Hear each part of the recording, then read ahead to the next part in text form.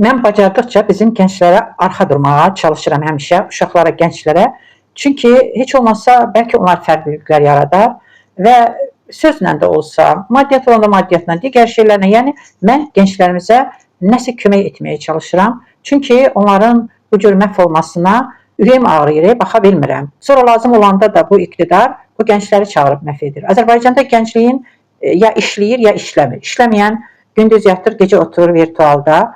İşləyən gündüz bitər, nələrsə qazanır, gecə yenə oturur virtualda və bu cürdə vaxtından əvvəl də qocalırlar.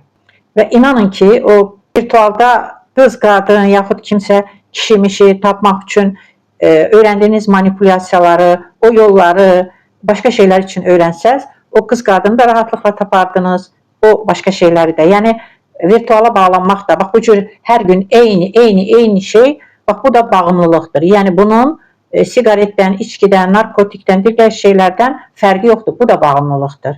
Ona görə də nəticədə real ünsiyyəti insanlar yadırğıyır. Bəli, başa düşürəm. Ölkədə həyat çətindir, sistem belədir, iş tapmaq olmur. Amma bir misal göstərim də. Bir gənc qadını gördüm mən bir vaxt Bakıda. Qəşəng dırnaq ustası idi. Özü də Zaqataladan idi. Yəni Bakıya getmişdi ki, nəsə tapacaq, pulu bir kişi tapacaq. Yəni 26-28 yaşlarında olardı. Amma ondan soruşdum, o da dedi ki, tapmadım. Əksinə, elə bil ki, pullu qadınlar axtaran kişilər daha çoxdur. Və o qadın qəşəngcə öz işinə bağlansaydı, kişilər axtarışında olmaqdansa, öz dırnaq ustalığı işini qəşəng öyrənsəydi, ona gözəl tələbat da var idi. Sonra Bakıdan çıxıb gedəndə hətta onu nə qədər soruşanlar var idi və nəticədə yəni bax bu cür özünü reallaşdırmaqdan özünü məhrum etdi və yenidən rayona qayıtdı. Bilmirəm, mən xoşbəxtlik arzu edirəm, amma kişi axtarışında yox, özündə olan işığı görüb, özündə olan o cövhəri görüb, onu cilalamaq. Yəni, sənin qaranlığını öyrənib, öz qaranlığını öyrənib, işığa tutmaq lazımdır ki, o işıq yolunu aydınlatsın. Sən istəmirsən da ki, nəsə bir, bugün tanış oldun, sabah səndən nəsə istəyirlər. Kefim də yoxdur, problem var, kreditim gəlib. Yəni mən ümumiyyətlə Bakı reallığında demək olar ki, bütün ünsiyyət və təmaslardan uzağım.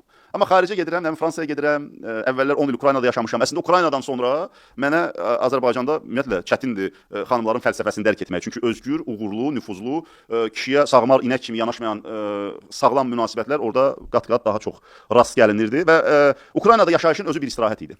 Bakı biraz sıx olduğuna görə, Bakıda mənim ayda bir dəfə istirahət ehtiyacım var və mən şükürlər olsun ki, bunu özümə təmin edə bilirəm. Ya rayona gedirəm, ya baxıram hara uçuş varsa, məndə viza problemim yox, Avropanı da rahat səyahət edirəm, hara olsa çıxıb gedirəm ki, boğulmayım. Çünki eyni yerdə qalaraq artıq robotlaşıram.